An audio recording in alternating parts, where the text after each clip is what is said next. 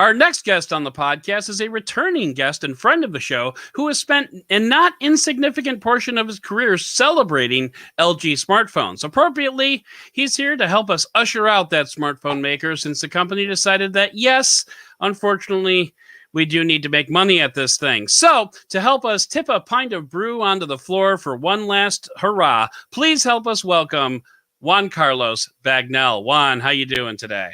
Hey, I'm doing well. I've been doing a lot of talking this week. Apparently, people all seem to know that I like LG smartphones, so that's been cool. Indeed. You've kind of made a career out of it the last couple of years, and I'll admit, feel like my conversation is focused a bit more on trying to classify phones like we do laptops, but then I do try to at least kind of display what my preferences are. Like, I don't feel like you can really you can really grade what's important in a review unless you know what the reviewer actually cares about. Yeah, unless you know where they're coming from. That's why I talk up LG. Exactly. I mean, otherwise it's just like, I picked this phone as the winner because reasons. Yeah. And like one thing that I've always respected about your tech reviews is that you tend to not go with the winner loser model. In fact, I recall one time on a podcast, I believe you actually berated me for kind of adopting that ideal myself. And you're just like, this isn't about winners and losers. I'm like, yeah, you're kind of right. So I mean, that sounds like me, and especially like with sort of impotent rage. Oh, absolutely, absolutely. I mean, if you can't be impotent about it, what's the point of rage? Right. That's where all the fun is.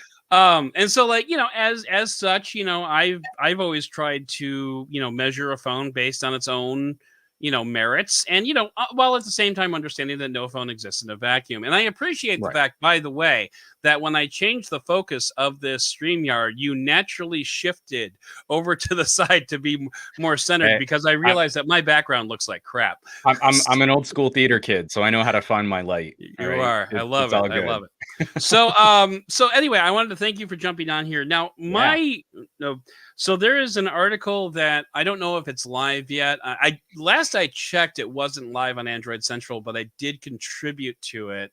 Kind of like a sign off for LG, like many people are doing right now. So I contributed my thing, and like part of my portion of it was the fact that like throughout my career in the tech industry, I have long been the mid-range to budget kind of reviewer guy. I was never really the flashy phone. And like up until 2018, that meant pretty much without exception, the phones I used were garbage. So like I haven't had a lot of opportunity to play with a lot of LG phones. Like some folks, you've been doing the flagships for a long time now. Yeah. So, or certainly longer than me.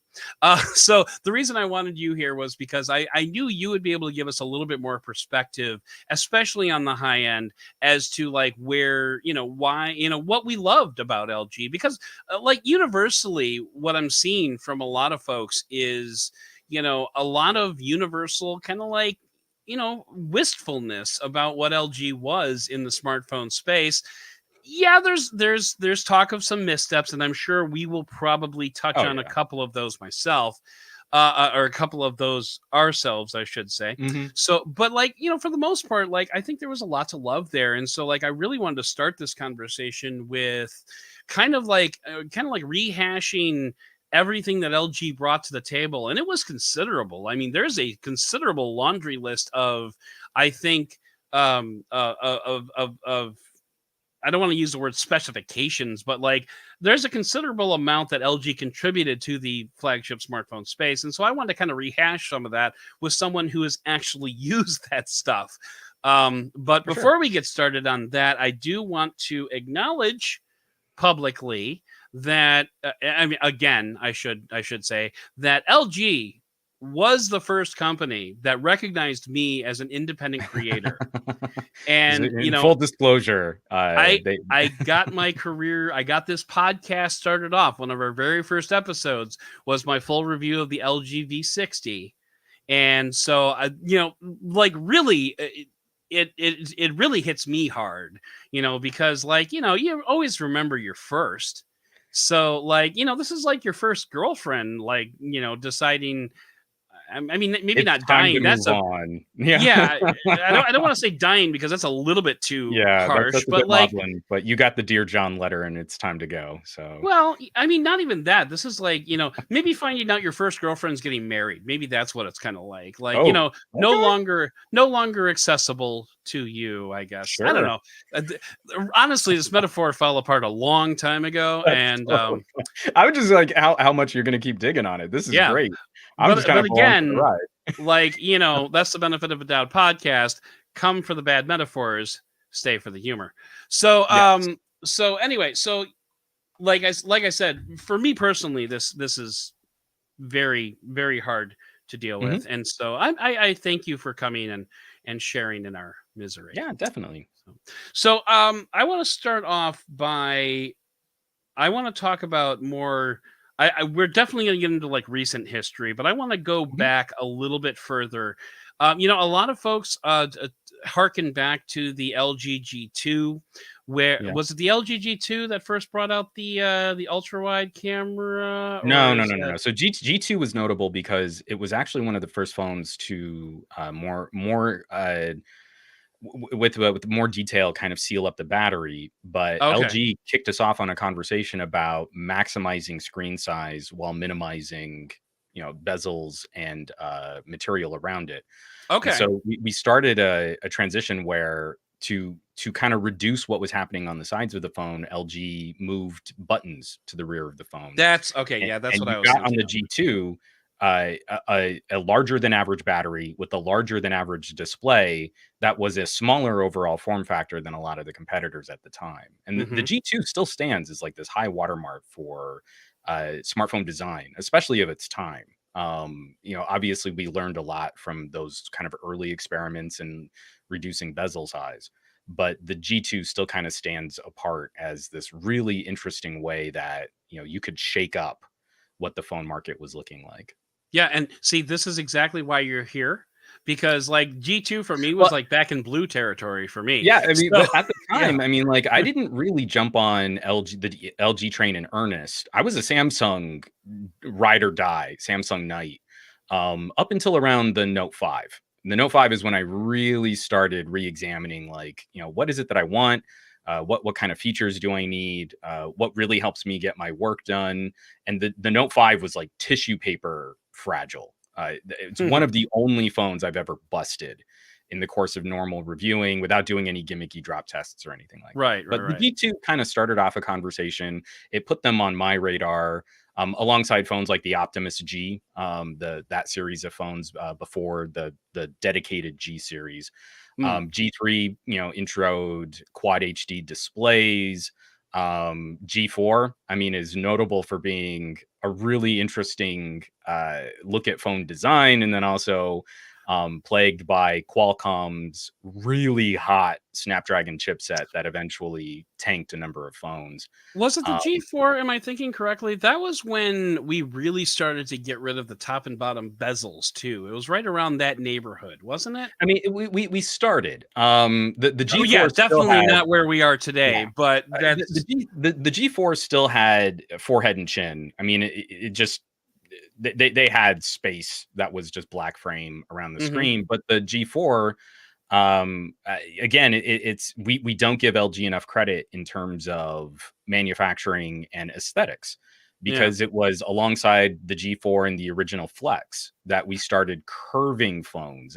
LG Yeah. was Okay. ahead of the curve for pun intended. See what you did there? Was ahead of that curve for experimenting with design and trying to arrive at new form factors and aesthetics. And Mm. so again, alongside buttons on the rear of the phone, we still had removable batteries, so you could do things like leather back plates with Yeah. actual Yeah. leather. I had one, the maroon. I have the G4 in oxblood, and it's still one of the most unique looking phones.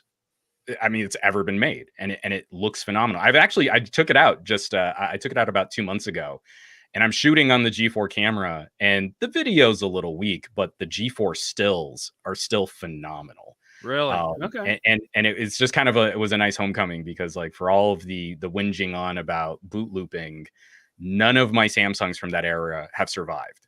Almost all of them have battery failed or have discharged in some way and are unrecoverable. I've got a Galaxy S6 that has photos of my wife during her pregnancy that I'm probably just never going to get back. Oh, because that phone just nuked itself. But my G4 and my V10, they're going strong. So I guess it's pretty cool. And okay, and since we've stepped up to the G4, I guess we do need to take the next step to the G5. And the G5 was the low point for me. I know a lot of people are still doing fine with their G5s, but we went through 3 of them at Pocket Now. Really? When we were both at Pocket Now. Yeah, that phone for me had the absolute worst track record of build quality and long-term use. And so it was really ambitious, but it just did not last. And that's really the only LG in my entire collection bookshelf of phones, like all the way back to like flip phones and feature phones. It's the only one that just doesn't do anything anymore. It's the one that failed for me. Well, I think it's also like notably in your shelf full of LG phones, it's probably the one that would be easiest to point back and kind of criticize, do a Nelson haha at it. Like, it just in my world, I know I was very highly critical of the LG G5 when it came out. I love the idea of the modularity. I love the idea of the modularity. I just thought that the functionality was fundamentally flawed. And I think, a lot of people will agree with that. Beyond just that, I mean, if you'll allow me to expand, sure. G5 represented a philosophy that I don't think LG ever walked away from. The V60 is like a spiritual successor to the idea of modular use. I can see that, It's just not as ham-fisted an approach where you need to remove the battery to add some kind of functionality. Right. But as we kind of looked at where we ended up with the G5, we also kind of get those clear indications that it was some of the early warning signs for what would eventually plague LG later. And it really hit home was the notion of regional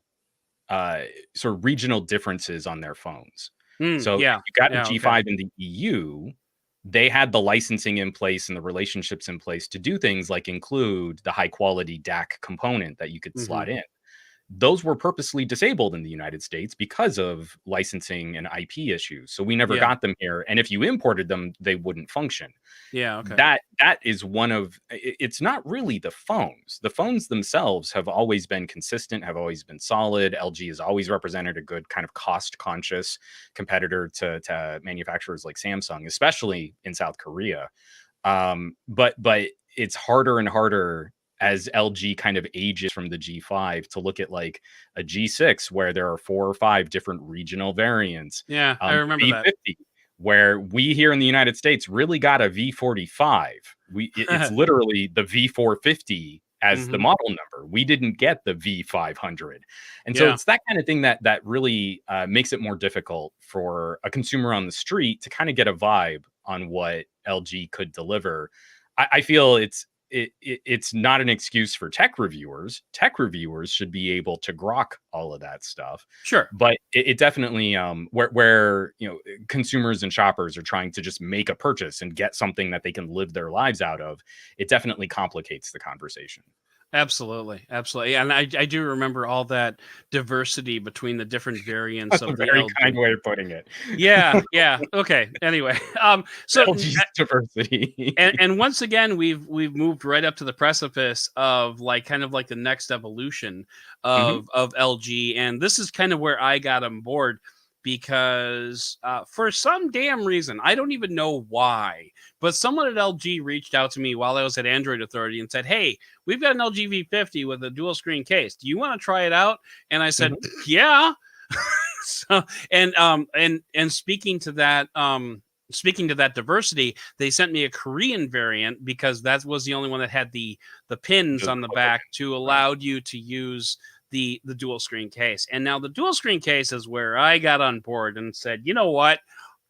I like the cut of your jib, LG, because and I've spoken to this on the podcast as well.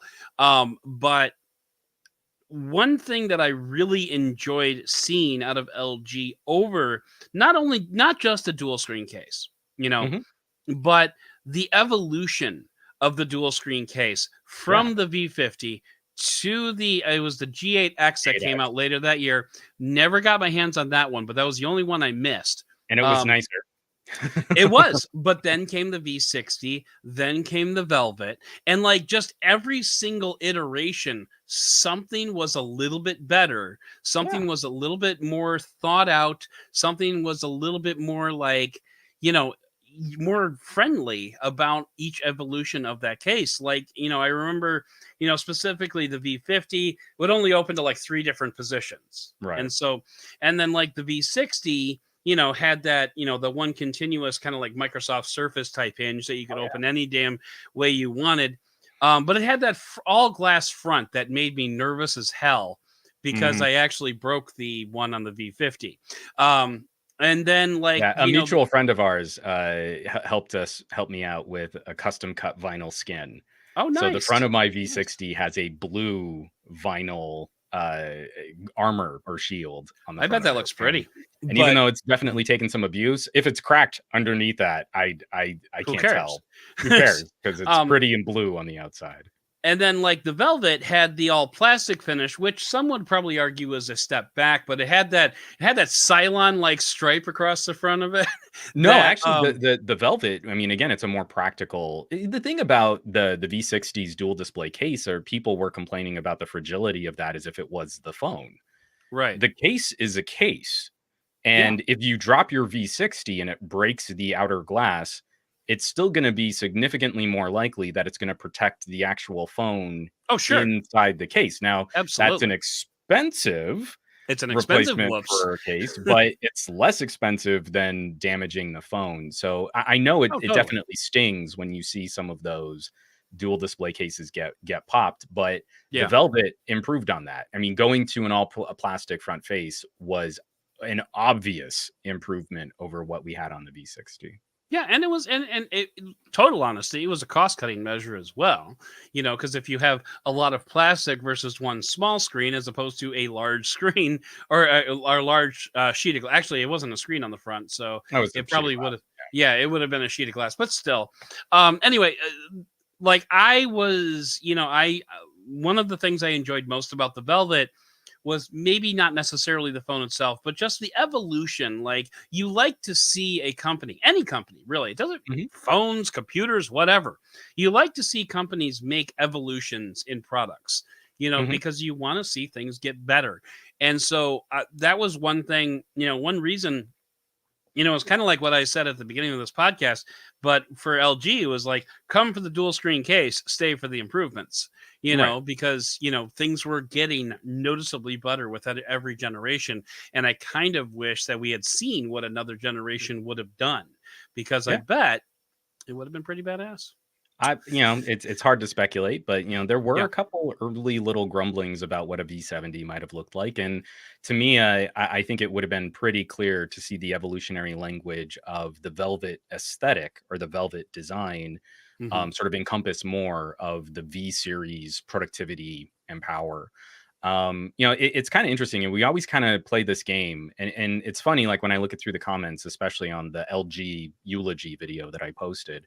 Everyone kind of does the same dance. There are a lot of people that talk about the darker days of G3 and G4 and then skip to kind of current day. And you sort of forget that along the way, we had the V30, which was a really nice phone. We had the G7, which was a really nice phone. We had the V40, which was a fantastic phone. We had the G8, which was completely unfairly savaged by tech reviewers for one little gimmick that they purposely missed. Oh, the blood reading thing. Actually, even the blood reading thing is it works okay. The thing that really bothers me about G8 is when everyone like does fake infomercial hand acting to make it look like it's just so hard to do these air gestures, which all that means to me as a techie was you never took the minute to figure out how it worked, because it's really not that hard. Right. The trigger takes an extra second, and that reduces the functionality of it, but that's just the icing. The cake of the G8 was it's still one of the only phones to offer a proper fingerprint sensor and a more secure face unlock. Yeah, and especially after going through a year of shelter in place and wearing a mask. If you were on a Pixel 4 or if you're on an iPhone, doing biometric security with face scanning and wearing a mask is miserable. Sucks. And Yes. literally one of the only phones that could properly solve that issue for you was the phone that was most savaged for including the hardware that enabled better biometric security on two fronts, having that choice. So it's Yeah. that kind of stuff that gets really galling when some of these people are like, I'm just so sad. I'm so sad about LG. I'm going to do Excedrin headache pose in my thumbnail to say goodbye to LG. But you go back and you look at their videos and they're like, oh, I can't get the air gestures. I don't know how All right. hands Settle work. down there. Feels really great in the hand, though. I So, can't do it. so yeah, and that was I mean, I'm another not one bitter. that I'm just saying. of course not. No, that it's was fun. that was another one that I never actually got to play with, but I remember very specifically Joe Hindi over at the Android Authority podcast was quite a fan of the maybe not necessarily what the gestures did, but just the idea that your phone could read your blood. I think I remember he was quite enthusiastic The about tech that. packed into that was rad. Yeah, And it's one of the critical failings of LG is that it got called a gimmick, and instead of iterating on it and improving it and telling customers that they why wanted it it, was useful. Yeah, they just flipped and removed it from the following year's phones. And it's a Yeah. shame because, again, literally the next year, that would have been exactly the kind of hardware that people would have liked having the choice on. But Sure. again, I mean, from G8 to V50, we saw numerous camera improvements. We saw audiophile grade hardware. We saw some interesting work being done with speakers. The G8 was the first phone to offer 4K 60 frame per second software stabilized video on both the main sensor and the ultra wide. I mean, these were powerhouse products that were often sold, I mean, at launch, cheaper than a tier below for comparable Samsungs. And you know, it's just frustrating because you'd see these conversations play out like, well, here's the Galaxy and you can get one on sale, but the full MSRP of this LG is just a bridge too far. Well, And and especially when you consider that a lot of the times the MSRP dropped very quickly after. well, I remember. MSRP doesn't really drop. It's just whether or not retailers are going to put it out Well, on a sale or whether or that's not fair. LG is Yeah. going to sell it at a reduced cost. I mean, we use MSRP to tier these Yeah. products, right? Yeah.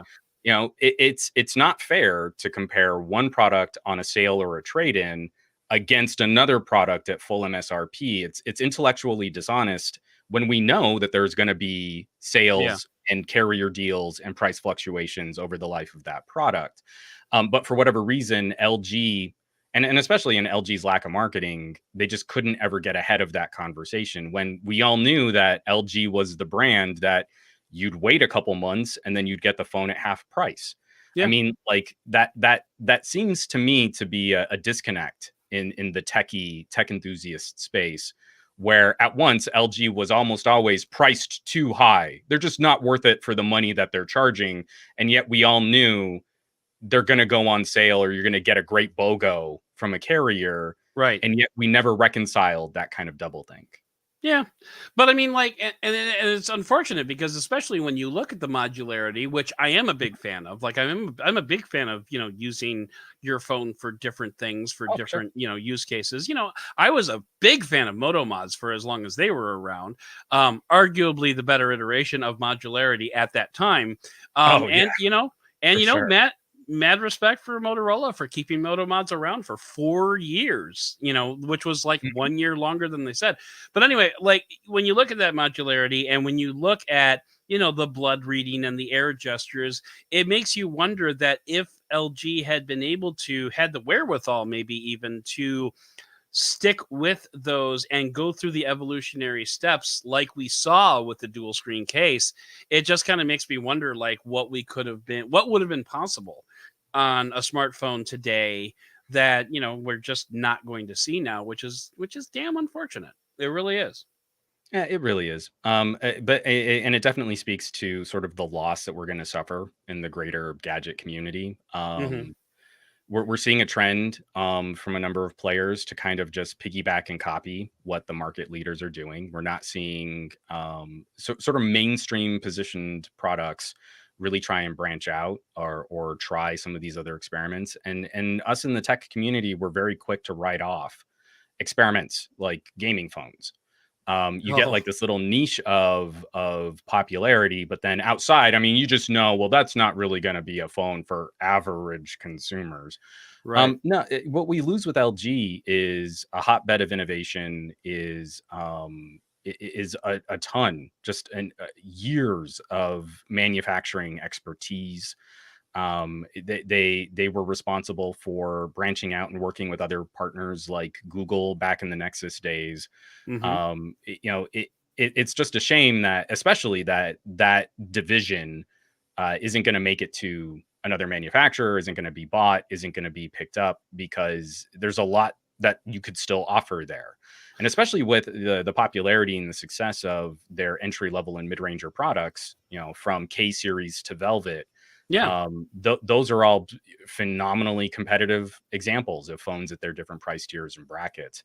We get Yeah. hyper fixated on just like the The game of comparing flagships. $1,000 phones. Yeah. But even LG was early to that race too. Oh, sure. Well, I mean, and speaking to that point, like most of the people that I know that aren't techies, a lot of them have LG phones. They're mid-range LG phones. They're Yeah, LG phones that I probably wouldn't necessarily enjoy using all that much. But my mother-in-law has an LG phone. yeah, I want to say my sister-in-law had an LG phone until she got an iPhone. I mean, like, there's a ton of LG phones out there, and yeah. the reason that they're out there is because they didn't cost $1,000. Because who's going to spend $1,000 on a phone? They were the number 3 manufacturer in the United States.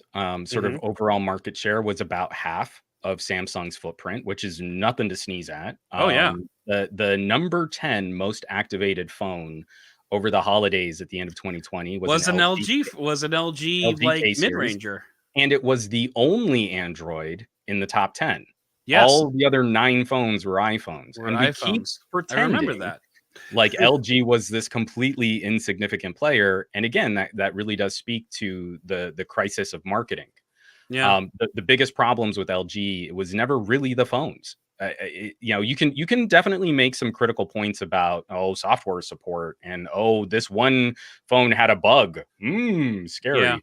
But no, it was, Samsung and Apple tell you how to feel about the phones they make. And I think LG kind of thought that there'd be some kind of meritocracy, like, hey, we'll put out a really nice competitive phone, some pros and cons, different pros and cons in a Samsung, and the device will speak for itself. And Yeah. that's never been true. That's If you never are been true. not actively and consistently communicating with your customers, then Yeah. Samsung swoops in on a trade-in deal, and that's game over. You're probably not going to get that customer back. Speaking of which, RIP Pixel 4a. But so anyway, I'm not sure if you followed my Samsung Galaxy S21 Ultra legacy, but Sure. um, basically, Samsung paid me $800 for a phone that cost me $350. So, Yeah, okay, yeah. I mean, hard to again, argue with that logic. it's the short-term win. I mean, again, I'm always going to be happy that people get a good deal on a phone, but we've got to recognize that that's like Walmart business practices there. If 100%. Samsung is going out of their way to wreck the used market. They're going out of their way to displace competitors. They're setting the conversation so it's so much more difficult for two phones that are kind of priced at the same tier, Hmm. and you're not going to get that much money if you try and sell your old phone on Oh Swappa. yeah. Oh yeah. So after a while, we'll just have to be fine with the fact that there are going That to we're be going to fewer be and using a fewer Samsung phone. competitors in this space. Yeah. And I at this point, I guess I'll be looking at if Sony can keep their division profitable, or Xiaomi, or a gaming phone like a Black Shark or an ROG, and I'll just I'll morph my channel over into some other kind of lifestyle and vlogging channel, Let because me tell you what smartphones will makes me be dead. nervous. Let me tell you what makes me nervous about Sony is that I've been excited about what Sony's been doing recently Yeah, they've been in great. terms of, like, they've been really making a lot of great moves, bringing the Alpha team and the Xperia team together to work together to, and I'll be totally honest with you, and this came out in my Sony Xperia 5 Mark II review. Mhm. Pro camera controls, I'll be honest with you, kind of lost on me. And the reason is because, like, I've never learned, like, I know And okay, I'm going to use this analogy. I promised listeners last time. I know what oregano tastes like, and I know what Parmesan tastes like, and I know what paprika tastes like, but I don't know what I need to put onto the roast to make it taste good. And that's like that's my analogy for camera controls. Like, I know that I need a very fast shutter speed in order to capture my daughter doing gymnastics, but I don't Mhm. know what ISO and what other settings I need to adjust in order to compensate for that camera shutter speed. And you are not allowed to tell me that right now, because that's not what the show's about. But maybe after off the air if you want to talk. Anyway, so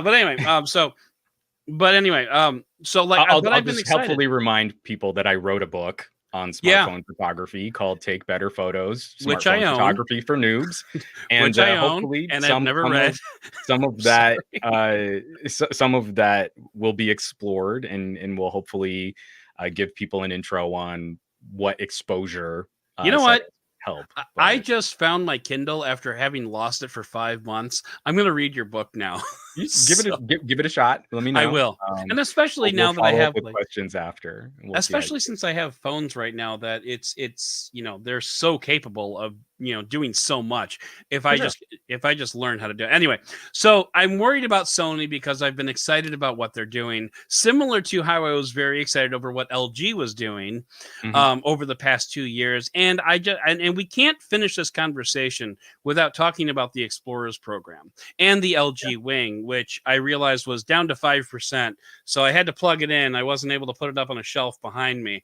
Um, but like, the Wing itself Mhm. is a weird concept. Like, to me, I had trouble wrapping my mind around exactly what Okay. LG was going for. Like, I mean, I guess I kind of knew, but I didn't really know until I got my hands on it. Now that I have my hands on it, I'm just like, yeah, okay, I see what you're doing here. It's chunky, it's heavy, but you know what? Flip. Love it. And it's kind of like the Galaxy Fold that I'm using now. Like, I kind of knew what they were going for, Samsung, but now that I actually have it, I see where you're going with it. Mhm. That being totally returning the Galaxy Fold. But anyway, um, this program in general, like, I saw as a positive, a really, I saw a company that seemed accepted the fact that we are not going to make money with these phones, but we're Mhm. going to try some really cool things, and we're going to see how people react to it. And then, we can do something after that. What that something is, it's kind of like, what was it? Oh God. Step one, underpants. Step two, step three, profit. you know, Right. to use the South Park joke. But anyway, like, it seemed like LG knew what they wanted with the underpants, but it didn't seem, Mhm. and it seemed really exciting that they were willing to just, let's see what happens. Let's try some stuff and see what happens. And I'm very disappointed. Even more so disappointed that we're not going to see more LG flagship phones or any phones, but I'm really disappointed that we're not going to see what the LG Explorers program could have eventually become. Yeah, I mean, we saw the tease on a scrollable, and so we'll Yeah. probably see something similar from that. I'll be curious to see if TCL actually moves forward because they've got some of the most aggressive concept devices for Hmm. bending, scrolling, foldable phones. Yeah, I mean, it's definitely a story of trying to garner some interest with the device itself. The wing kind of sparks some kind of imagination when you hold it, when you flick it, when you kind of interact with it. It's going to be one of those like showpiece devices that people have in like a collection or part of like a gadget museum. If you're a nerd like me and you kind of collect this stuff, don't be like me. Right. But the failure also kind of speaks to some of the stark differences between what Sony's trying to accomplish right now versus LG. And I always found it kind of curious and a little concerning that LG never really circled the wagons on their other divisions. LG marketing works really well for TVs. It works really well for appliances. There's like this cohesive brand that phones were never really included on outside of some very tangential, you can tap and pair with your washing machine Mm. kinds of ideas. Even Hey, the LG laptop division. Cliff has a ThinQ branded stove now that he talked Yeah. about on the last Doubting No, but I Thomas. mean, like, So show me that yeah, in a commercial, right. and Oh no, show yeah, me yeah, that yeah. in traditional marketing that circumvents online advertising, because LG videos on YouTube did really well. Hmm. Like the G8X videos were scoring millions of views, but you're already just reaching out to the people that were probably already aware of your brand. Right. You were just reaching the people that were searching for LG content, or the content that was stapled to the front of some other kind of tech video. Yeah. And while LG appliances, LG televisions are broader consumer products that are much more regularly advertised in very traditional channels, they just never brought the phones along for the ride. If you don't bypass online, reach out directly to the consumers, then there's a messaging vacuum there. And that Hmm. vacuum is filled by your competitors. Their competitors are going to tell you how to feel about this product, and they're going to tell you to not buy it. Right. So when we look at what Sony's doing, it's actually, I think, closer to what you're describing. Sony is pairing Xperia more with Alpha and is using the Xperia as a platform to look at ways to radically expand the capabilities of their camera division. So Hmm. when you get to an Xperia Pro and it's this phenomenally built tank of a phone with amazing cooling and 5G radios, and it's all about broadcast, I mean, it Hmm. really does become a professional tool which should be sold to television stations or colleges, Right. journalism schools, As long as they take Android off of it. and the fact that their smartphone division is still turning a profit, that Sony Yeah. is doing all of this, and their smartphone division is still in the black. They're not selling a lot, but they're making more money on every phone that they sell, and Mm. they're not backing off. It's not like, oh well, I guess we'll take out a bunch of these features because you said they were gimmicks. They're keeping to a camera smartphone broadcast partnership, which makes a lot of sense Oh for the yeah. Sony professional brand. LG never stapled together two divisions like that. The Yeah. closest we got, and I think a lot of people missed it, was shortly before we got the news that LG was looking to sell the division. There was like this little app update. I think it was called Virtu, where LG laptops could screen share and mirror LG smartphones in a very, Microsoft Your Phone kind of Oh way. yeah. Okay. And it's Okay. super frustrating because, again, Microsoft has kind of just picked Samsung, and there's no reason why every other Android phone shouldn't be able to do this. Oh yeah. But LG was like, hey, you're not going to work with us. We're just going to roll our own. And then we never really got to play with it because you have to have an LG laptop and an And LG an LG smartphone. phone. So Yeah. you've got this feature, but you haven't told anyone about it. You haven't advertised. You haven't shown consumers that this is a tangible benefit for staying in the LG ecosystem. So it Yeah. it really doesn't exist. Yeah. It doesn't exist unless you can talk past the techies and get to all the other consumers that might be interested in something like that.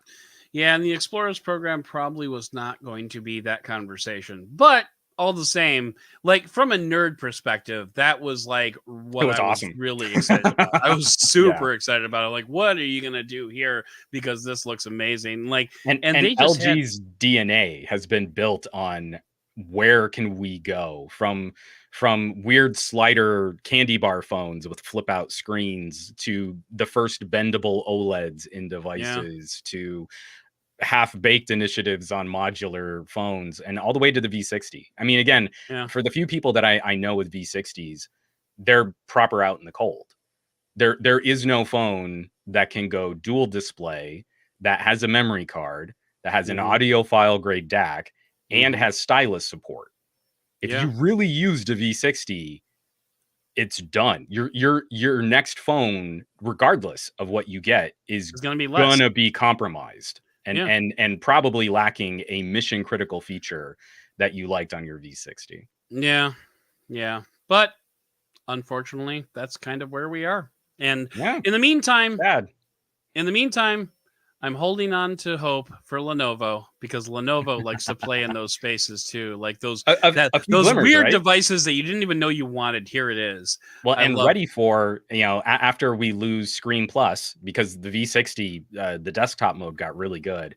If any company is going to give us that kind of mobile computing flavor, it should be Motorola. It Okay. should be Lenovo. Yeah. Plugging Yeah. a stupid powerful pocket computer into a display and getting a Hmm. regular computer experience.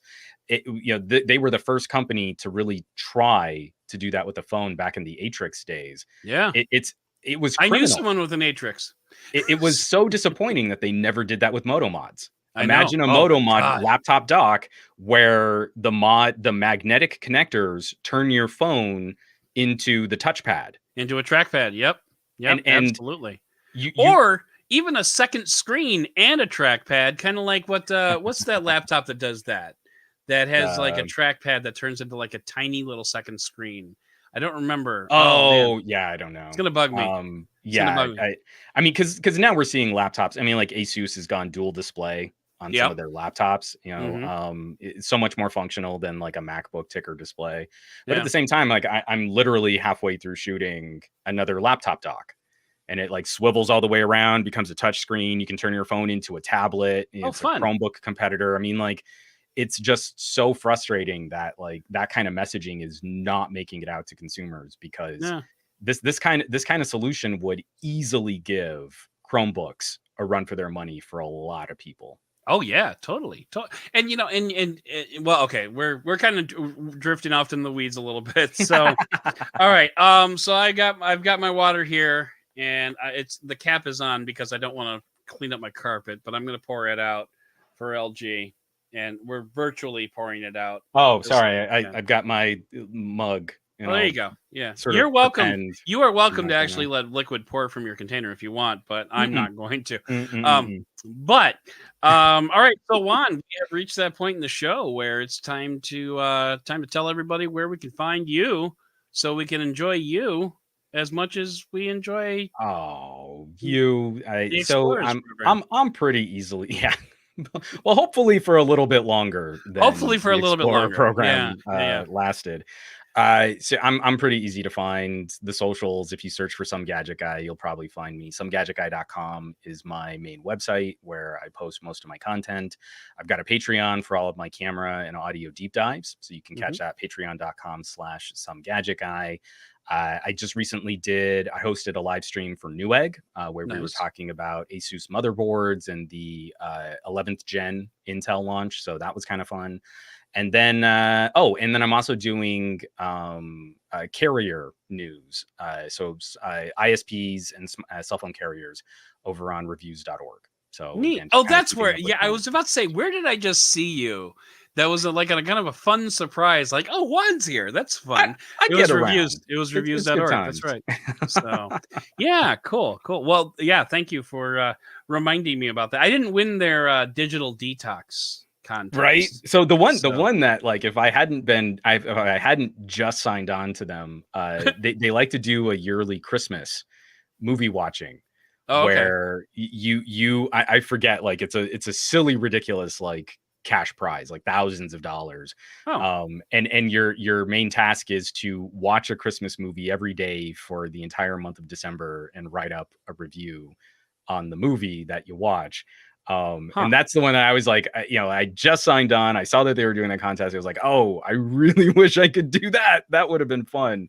So I tried to share it around so that people would know about it. But they So, they, like, they do some funny things like that on the regular. do they give you the Christmas movies, or do you get to pick your own Christmas Oh no! movies? So I mean, like it would have been if you had been selected as their Christmas movie reviewer. Yeah, They had yeah. a list of Christmas movies that you could pick from, Okay. and they were going to sign you up for the services Oh, that would stream them. So okay. again, it wouldn't even be like you were responsible for getting the movies. It was I mean, you're it giving me was thousands of dollars. I can swing $5 on Amazon, but okay. but it wasn't even that. I mean, again, You're right. it's a really interesting team to be a part of right now, because Yeah. they're working on some fun. Like again, it's not just a sign up for our newsletter and you'll get 10 entries into a Right. contest.